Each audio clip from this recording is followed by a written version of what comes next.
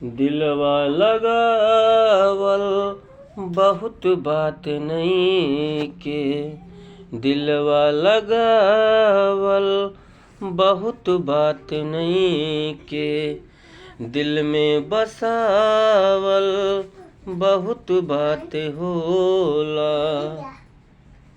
केहू के सतावल बहुत बात नहीं के, केहू के सतावल बहुत बात नहीं के, दिल में बसावल बहुत बात होला।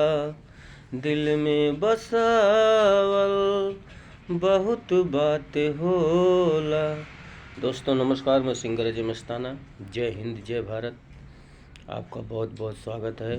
हमारे भोजपुरी समाज का तहे दिल से स्वागत है और अभिनंदन है। आपका छोटा भाई सिंगर अजय मस्ताना। आप लोग प्यार की ज़रूरत है, आपकी सपोर्ट की ज़रूरत है। हमारा न्यू सॉन्ग आया है, बहुत मस्त सॉन्ग है, सुपर हिट है। हम नहीं कहते हैं, जनता प्यार दे रही है, उसको वो कहती है। और एल्बम का नाम है जनी जा कमाई लुधियाना हो।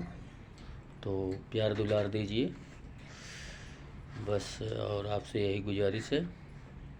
तो गाना बहुत ज़बरदस्त है। जाइए हमारे यूट्यूब पे अजय आर्मी, उस पर आप सब्सक्राइबर और लाइक कीजिए। अगर अच्छा लगे तो शेयर कीजिए।